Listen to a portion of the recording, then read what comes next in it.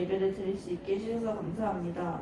찬양 들으실 때 기뻐 받아주시고 찬양으로 은혜 받을 수 있도록 해주세요. 예수님의 이름으로 기도드렸습니다. 아멘.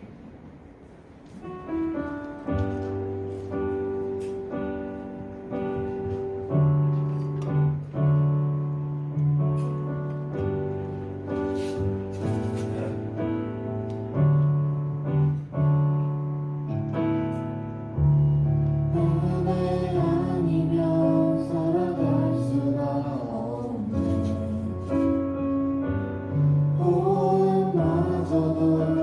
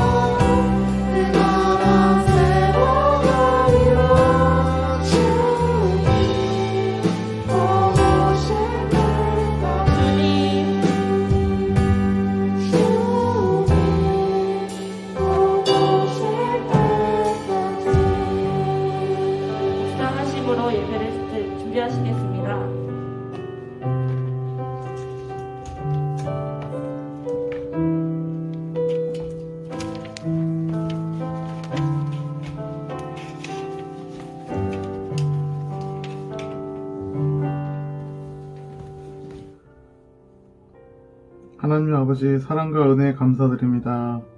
코로나로 지치고 힘든 상황에서 신앙을 지키고 예배로 은혜 받기 원하는 귀한 영혼들에게 긍휼을 베풀어 주시옵소서. 학교 생활과 신앙 생활을 지혜롭게 감당하게 하시며 무엇보다도 건강을 지켜 주시옵소서. 이 시간 찬양 예배로 드려지고 있습니다. 순종하여 한 걸음 내딛는 사랑하는 자녀들과 교사들과 목사님께 더한 은혜를 허락하시어 새롭게 다짐하고 결단하게 하여 주시옵소서. 여러 상황으로 함께 현장에서 예배드리지 못하는 심령을 어루만져 주시고 주님의 능력으로 회복시켜 주시어 온전히 하나 되어 함께 감격의 예배를 하게 하여 주시옵소서. 감사드리며 예수 그리스도 이름으로 기도합니다. 아멘.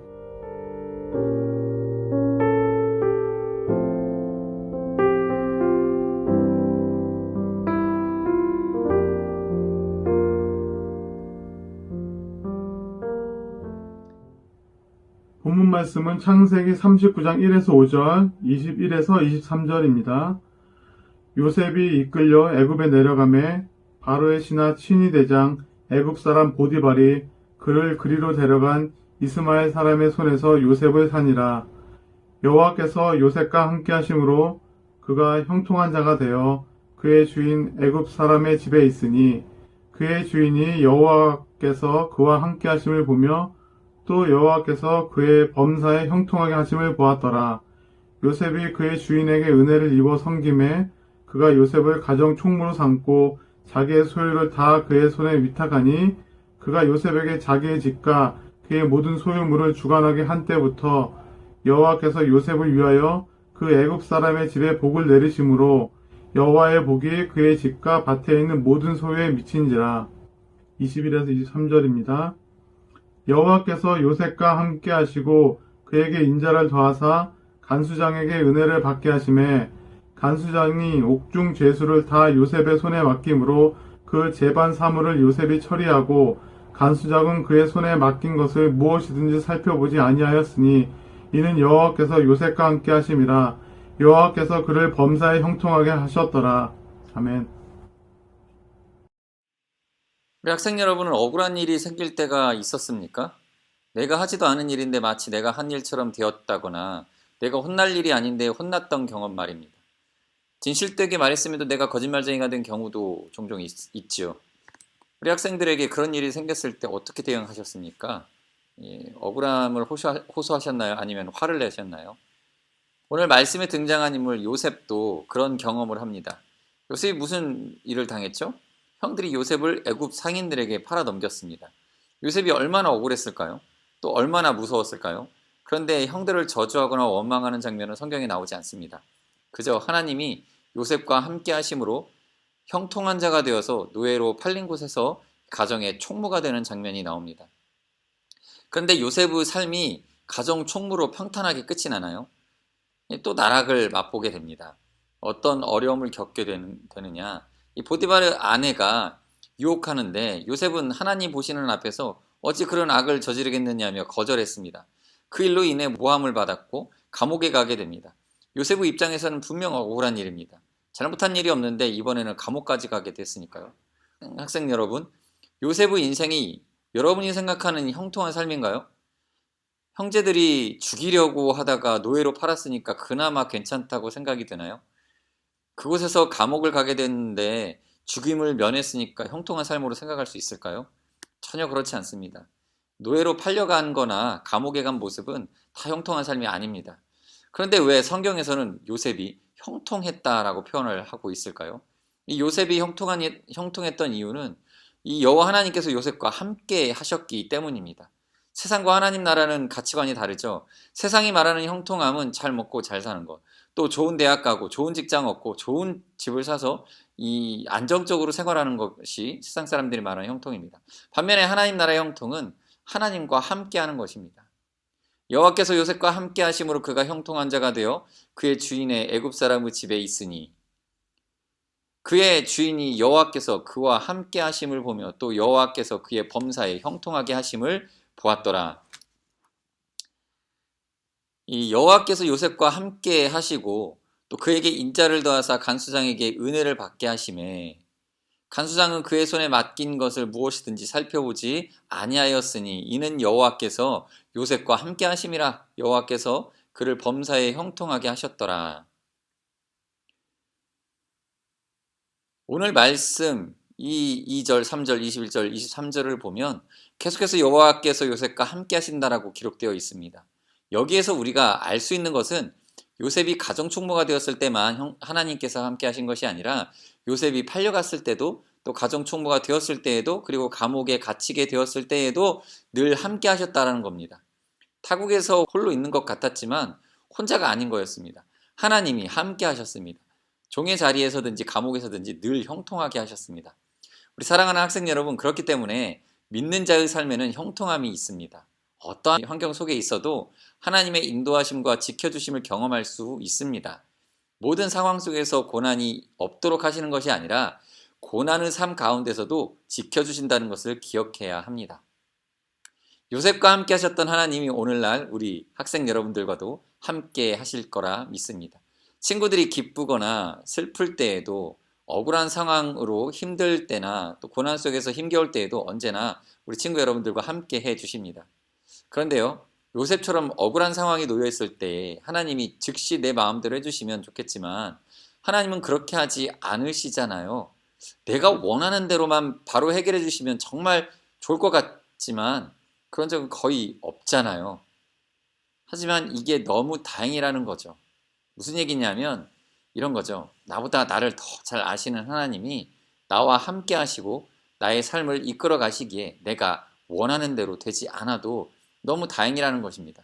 왜냐하면 우리는 내일 일을 모르기 때문입니다. 내일 일을 모르는 사람의 마음대로 모든 일이 다 된다면 내일 어떤 일이 벌어질지 모르기 때문에 또 힘든 일이 생길 수가 있습니다. 그런데 우리의 과거와 현재, 미래와 영원을 아시는 분이 내 인생을 이끌어 가신다면 내 마음대로 되지 않더라도 그분의 계획으로 우리를 인도해 주시니 너무 다행이라는 겁니다. 그래서 우리의 기도는 늘 하나님 뜻대로 되기를 기도해야 합니다. 우리는 그럴 때 이런 고백을 하게 됩니다. 나보다 더 나를 아시는 하나님이 항상 선하신 길로 인도해 주시니 하나님을 찬양합니다. 요셉이 처한 상황은 계속 바뀌어 갑니다. 사랑하는 아들에서 노예가 되었고 또 가정총무가 되고 또 감옥에 갇히기도 하다가 끝내 총리가 되었습니다. 보통 요셉과 같은 상황이면 이 좌절하고 낙심해서 우울증이 걸렸을지도 모르겠습니다.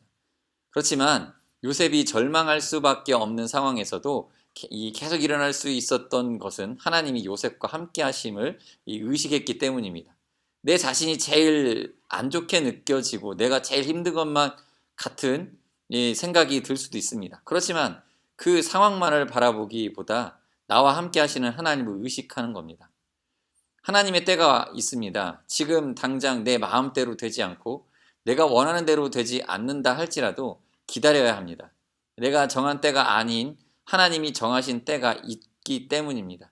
하나님의 선하심을 항상 신뢰하는 우리 학생들과 제가 되길 원합니다.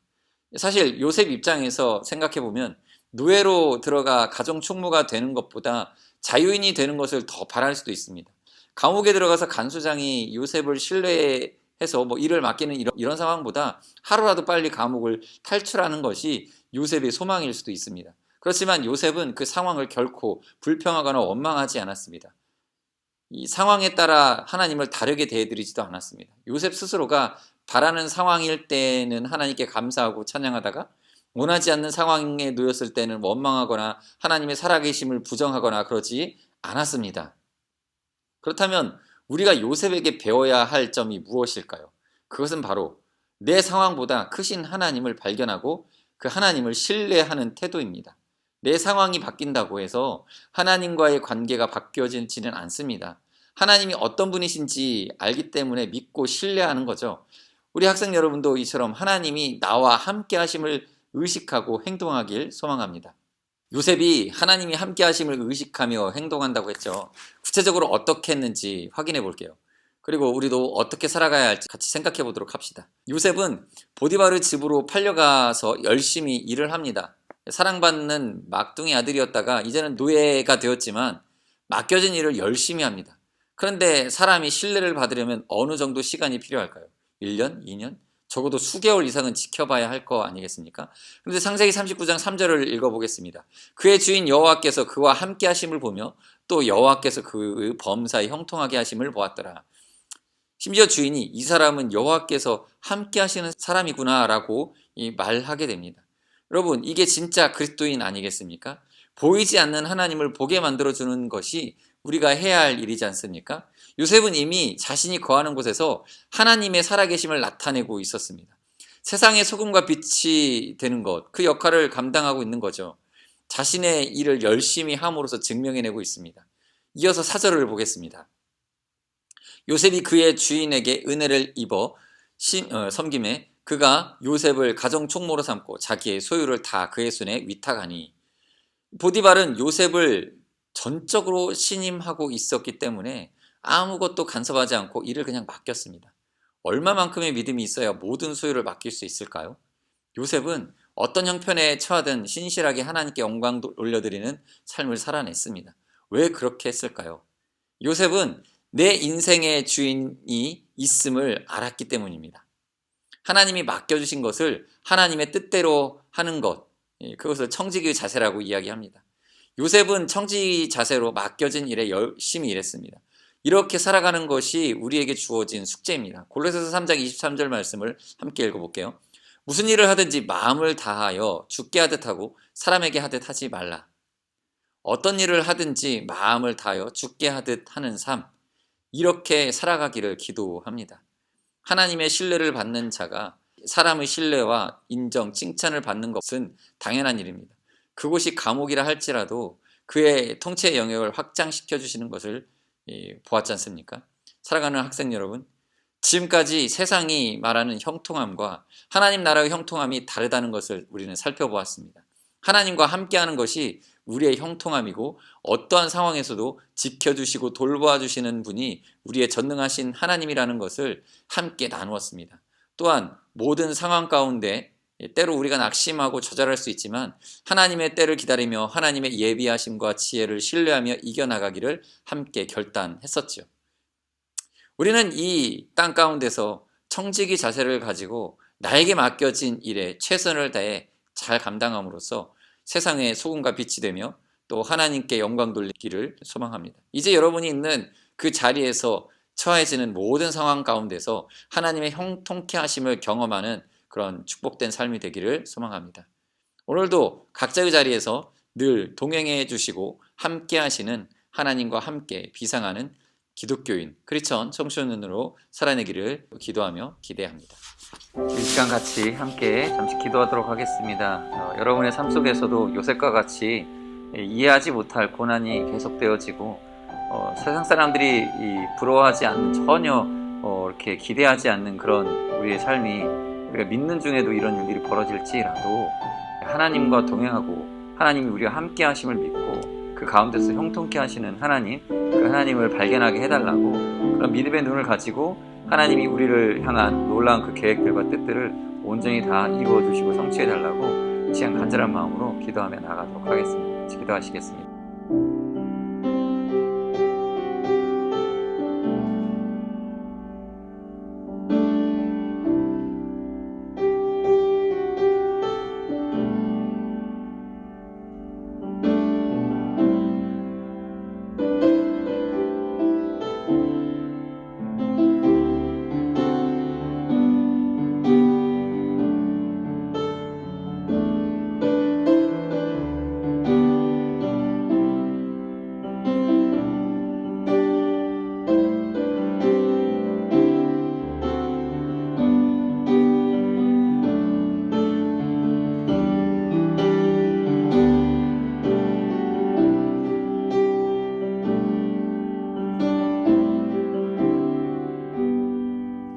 모든 상황 속에서 사용하십시다. 모든 상황 속에서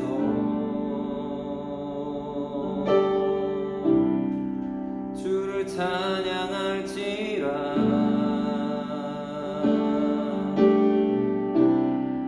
주는 너의 큰 상을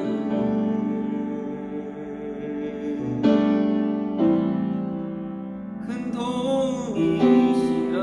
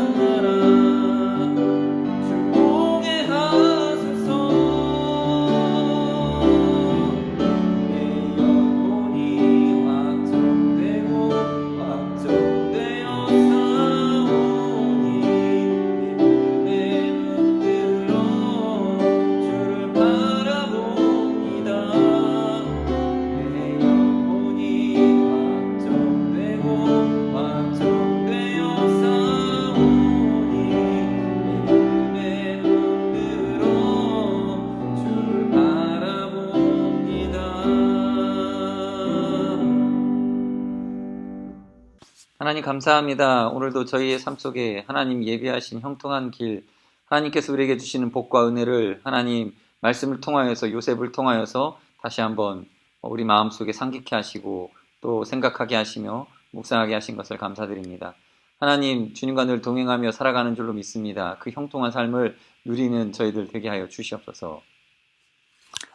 이제는 우리 주 예수 그리스도의 은혜와 하나님 아버지의 크신 사랑하심과 성령님의 교제 교통위로 충만하심이 주님의 동행하심을 믿고 그 형통한 삶을 살아가기로 다짐하는 우리 학생들 위해 이제로부터 영원토록 함께 있을지어다. 아멘.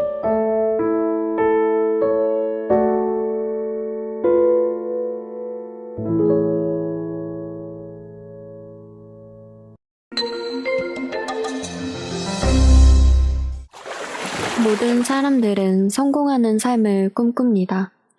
지금 열심히 공부하고 있는 여러분도 마음 어느 한켠에나마 성공하고 싶어하는 마음이 없진 않을 거예요. 세상에서 성공한 사람들의 많은 이야기들은 우리 또한 그러한 삶을 쫓아서 살아가게 만듭니다. 그러나 실제로 그렇게 성공하는 사람들은 많지 않습니다. 오히려 현실의 장벽에 부딪혀서 넘어지고 고통받고 괴로워하는 사람들을 우리는 어렵지 않게 만나볼 수 있습니다. 이미 성공했다고 말하는 사람들도 다르지 않습니다. 많은 것을 이루고 스스로 성공했다고 자부하지만 삶에 만족하지 못하고 다시 절망으로 빠져가는 사람들도 우리는 많이 볼 수 있습니다. 그들이 했다는 성공도 결국 완전한 성공이 아니었던 것이죠. 그렇다면 진짜 성공은 무엇일까요? 어떤 삶이 진짜 성공한 삶일까요? 여러분, 성경은 형들에게 버림받고 애굽의 종으로 팔려간 요셉에게 형통하다라고 말하고 있습니다. 그러나 이것만이 아닙니다. 보디발의 아내의 모함으로 인해 요셉이 감옥에 갇히게 되었을 때도 성경은 그가 형통하게 되었다고 말하고 있습니다. 이 이해되지 않는 말이 어떤 의미를 가지고 있는지 알기 위해서는 그 앞에 나오는 말을 살펴보아야 합니다. 창세기 39장 21절에서 그 답을 찾을 수 있습니다.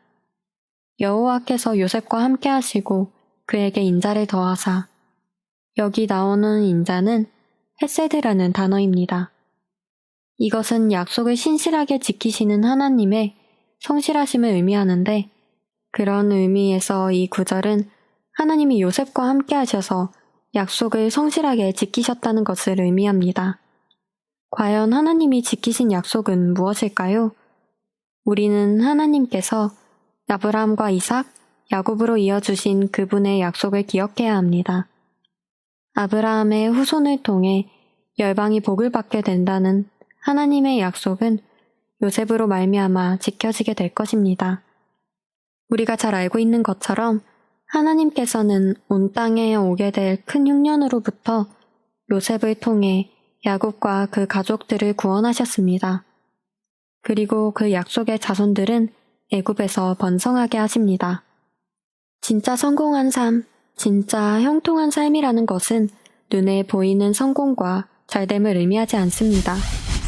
성경에서 말하는 진짜 형통한 삶은 하나님께서 함께 하시는 삶, 약속을 지키시는 하나님께서 우리의 삶에서 그분의 약속을 이루어 가시는 것입니다. 우리가 세상에서 우리의 힘으로 이룬 눈에 보이는 성공들은 영원하지 않습니다. 의지할 수 있는 것도 아닙니다. 하나님의 백성은 어떤 상황에서도 약속을 지키시는 하나님, 우리와 함께 하시는 하나님을 의지하며 살아가는 사람들입니다. 그리고 그런 삶이 바로 진정으로 성공한 삶, 형통한 삶이라고 할 수 있습니다. 여러분의 삶은 어떤가요? 눈에 보이는 성공을 향해 노력하고 계신가요? 아니면 신실한 하나님을 향해 나아가고 계신가요? 참된 형통으로 나아가는 우리가 되길 바랍니다.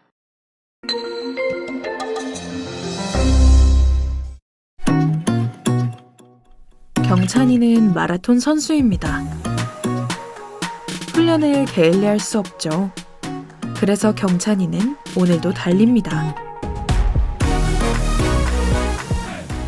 계속 응원하며 힘을 주는 사람이 있네요.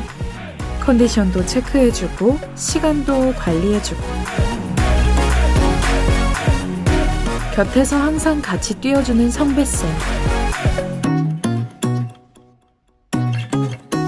힘들고 지칠 때도 힘을 낼 수 있습니다.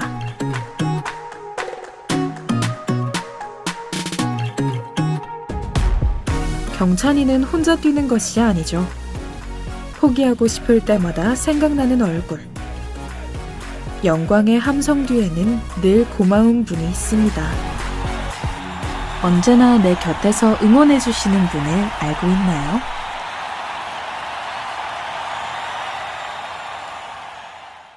여러분 보고 싶습니다. 빨리 교회 와서 같이 예배드릴 수 있기를 소망합니다.